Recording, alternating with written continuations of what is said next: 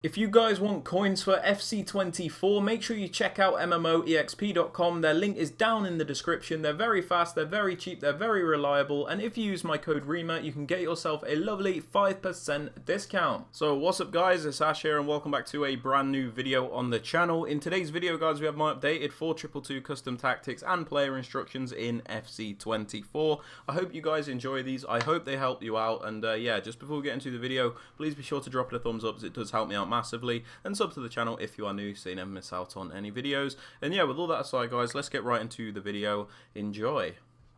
Alright then guys, so starting off with the tactics for the defensive style, we pop it on balanced as always because it does give us the best control over our defense. When we want to be aggressive we can, and then when we want to be a bit more passive in our approach we can also do that. For the defensive width guys, I would suggest anywhere between 40 and 50 as it keeps your defense nice, narrow and compact, but also gives you enough defensive width to cover the wider areas in case an opponent goes down the wing. I find a good middle ground between 40 and 50 to be 45 obviously as it's bang in the middle, but you guys might want to alter that. For the depth guys, you can pretty much use whatever you want. If you're one of those people that want to use 71 depth, you can do that and you get that automatic press. Or if you want to be a bit more like me and maybe have a bit more control over the defense but maybe keep that higher defensive line still, using 60 depth is really useful as you can control when you press a bit more effectively. If this is still too high for you, however, you can still lower it even more and that is absolutely fine. Now for the build-up play guys, we pop this on balanced as it does give us the most controlled and the most varied way to build up. When you use balanced, you can pick and choose between playing slow and playing fast basically whenever you want. So balanced is really effective in building up the play in my opinion. Now for the chance creation guys, we pop this on direct passing.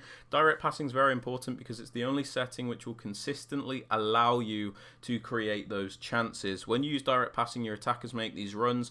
The attacker will wait for the defender to follow that run, and then once the defender has overcommitted, your attacker will track back so that you can cut back to them. So a very effective tactic. For the width guys, I just go one below 50 to make it psychologically seem a bit more narrow, but it doesn't really make a difference. Just use a balanced width really, 45 to 60, something like that, 45 to 55. Anything doesn't really matter, just gives you a nice balanced width where it's not too wide or too narrow. For the players in the box guys, we pop this on 6 so we can get a few players into the box, but we don't overcommit everybody to the point where we're going to get counter-attacked if we lose the ball. And then for the corners and the free kicks, this is a preference thing, but I leave them on 2. Now, for the player instructions, guys, on both the strikers, stay central and get in behind. Stay central to obviously keep them in the middle areas as much as possible so that they can be relied upon to finish our chances. And then get in behind to ensure that they do always make the most runs possible because mixed attack can make them a bit static in that regard. So yeah, these are the two most meta instructions for the strikers. For the wide players, guys, the two cams even, we just pop them and get into the box for cross and basic defensive support. Get into the box for cross so they don't hesitate in getting into the penalty area, so we have those extra numbers in the box. And basic defensive support is honestly good if you have somebody like Rolfo in this cam position or somebody that is competent defensively, you know, just so that they will defend a bit regardless of this instruction. But basic defensive support makes it a bit easier to break out when you do win the ball back, as some of these players are higher up the pitch.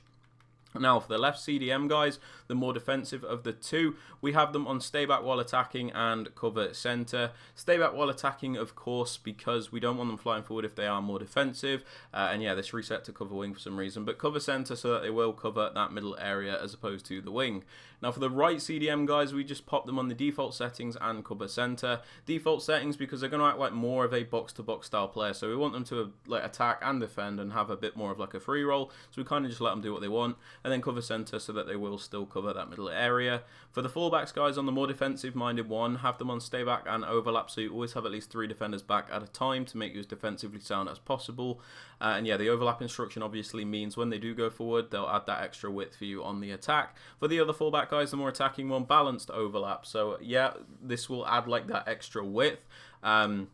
You know, to give you that crossing option, to give you those extra numbers in the attack and to stretch out the opposition. So I like to do that. For the two centre backs, we leave them alone, and the keeper, we also leave them alone. But yeah, guys, they're my tactics and the instructions for the 4-2-2. If you have enjoyed, found it useful, please be sure to drop it a like, sub to the channel if you are new, and don't forget to turn on notifications. And yeah, with all that aside, guys, hope you have a great rest of your day.